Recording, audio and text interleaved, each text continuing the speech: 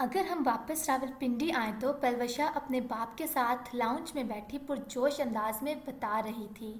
آپ کو پتہ ہے ہینڈسم پرنسپل سر نے آج مجھے کیا بتایا؟ مجھے کیا پتہ؟ افتخار صاحب مسکرا کے بولے۔ ہاں، آپ کو کیسے پتہ ہوگا؟ میں نے تو آپ کو بتایا ہی نہیں۔ اچھا چلیں میں آپ کو بتاتی ہوں۔ آج سر نے مجھے بتایا اگلے ہفتے ہمارے اسکول میں بہت بڑا فنکشن ہے، بالخصوص میرے لیے۔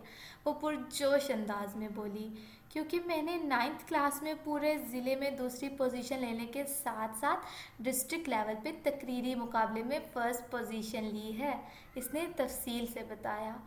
اللہ میری بیٹی کو اسی طرح کامیابیاں عطا فرمائے، آمین۔ وہ دونوں بہت خوش نظر آ رہے تھے، لیکن انہیں کیا پتا تھا کہ وہ دن ان کے لیے کون سی قیامت لا رہا ہے۔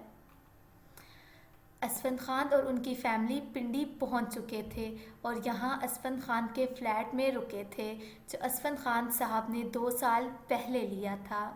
سنیے اسفند صاحب۔ جی فرمائیے زمینہ بیگم۔ باپ کے اس انداز پر پاس بیٹھا یحییٰ ہنس پڑا۔ وہ میری دوست ہے نا زینب، اس نے رات کے کھانے کی دعوت دی ہے، بہت پیار سے بلایا ہے۔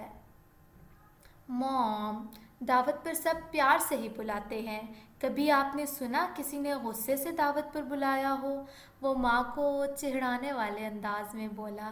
بدتمیز، زمینہ بیگم اس کو گھور کر بولی۔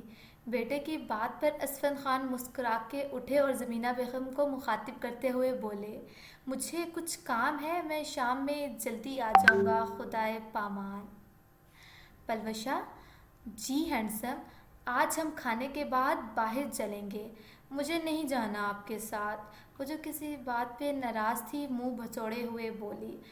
اچھا چلو، اب تم نہیں مان رہی تو کیا ہو سکتا ہے، ورنہ میں سوچ رہا تھا کہ تمہیں گول گپے کھلا لاتا ہوں۔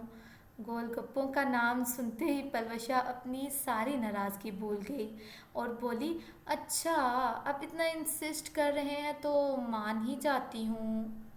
اس کی اس بات پر افتخار صاحب مسکرا دیے۔ تبھی پاس بیٹھی سکینہ بیگم جل کر بولی، ہمیں تو آپ کبھی ایسے منانے باہر نہ لے کر گئے۔ میرے خیال سے پچھلے مہینے میں آپ سب کو باہر کھانے پر لے کر گیا تھا، سوائے پلوشا کے۔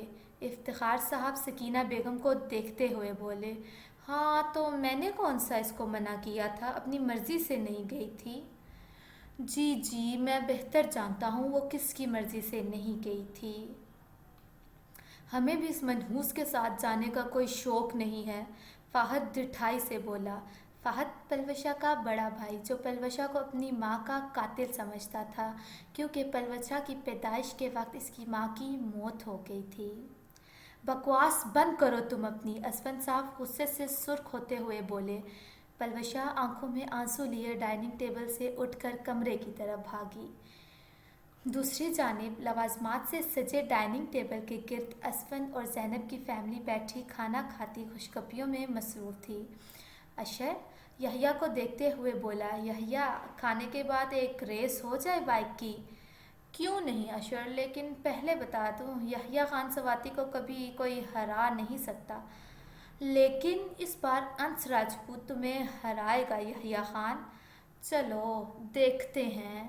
زینب کی فیملی میں اس کے شوہر اور 2 بیٹے ہیں، بڑے کا نام اشر اور چھوٹے کا نام انس ہے۔ ان دونوں کی یحییٰ کے ساتھ اچھی دوستی ہے۔ پلوشا میری بچی، افتخار صاحب پلوشا کے کمرے میں آتے ہوئے بولے۔ وہ جو بیڈ پر لیٹی رو رہی تھی، ایک نظر اٹھا کر دیکھا اور پھر رونا شروع ہو گئی۔ افتخار صاحب پاس آ کر بیٹھے تو ان کے سینے سے لگ کر اور زیادہ رونے لگی۔ بس میری شہزادی، ایسے نہیں روتے۔ ہینڈسم، میں منحوس ہوں کیا؟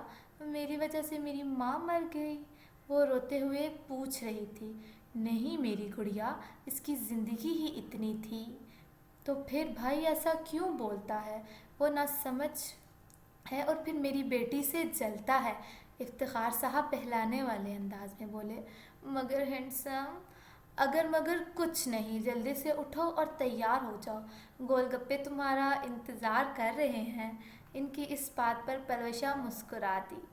کچھ ہی دیر بعد ان کی گاڑی ایک عالی شان 5 اسٹار ہوٹل کے باہر رکی تو پلوشا بولی، یہ کیا ہینڈسم، تمہیں یہاں کے گول گپے کھانے کا شوق تھا نا؟ ہاں مگر یہ تو بہت مہنگا ہوٹل ہے۔ میری بیٹی کی خوشی سے زیادہ نہیں۔ ساتھ ہی اسپن صاحب گاڑی سے اترے اور پلوشا کو اترنے کا اشارہ کیا۔ ہوٹل روشنیوں سے جگمگا رہا تھا اور ایک ٹیبل پر بیٹھے اسپن صاحب ویٹر کو آرڈر لکھوا رہے تھے۔ کچھ ہی دیر بعد ویٹر گول گپوں سے بھری پلیٹ اور ساتھ ہی پانی رکھ کر جا چکا تھا۔ پلوشا نے گول گپا اٹھا کر منہ میں ڈالا تو عجیب سا منہ بنا کر بولی، ہینڈسم پانی تو پھیکا ہے نا، نہ مرچ ہے نہ ہی کھٹاس۔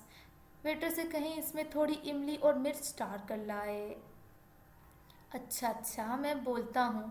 اور ساتھ ہی افتخار صاحب نے ویٹر کو آواز دی مگر وہ سن نہیں رہا تھا، شاید کوئی اور آرڈر لینے میں مصروف تھا۔ اونچی دکان اور پھیکے پکوان، منہ بناتے ہوئے پلوشا بولی، اچھا تم موڈ آف نہ کرو، میں خود جاتا ہوں۔ اور ساتھ ہی اسفن صاحب اٹھ کر چل پڑے۔ راستے میں ہی تھے کہ ایک لڑکا آ کر ان سے ٹکرایا اور تھوڑا سا پانی اس کی شرٹ پر جا گرا۔ اس لڑکے نے افتخار صاحب کو دھکا دیا اور ساتھ ہی بولا، اندھے ہو گئے ہو انکل جی، اتنا بڑا انسان نظر نہیں آتا؟ اسی لمحے یحییٰ خان کو اتنی زور کا دھکا لگا کہ وہ گرتے گرتے بچا۔ تمہاری ہمت کیسے ہوئی میرے پاپا کو دھکا دینے کی اور ان سے ایسے بات کرنے کی، برگر بوائے؟ وہ بے حد غصے سے بولی۔ تمہاری ہمت کیسے ہوئی مجھے دھکا دینے کی؟ یحییٰ خان چیختے ہوئے بولا، جیسے تمہاری ہمت ہوئی میرے پاپا کو دھکا دینے کی۔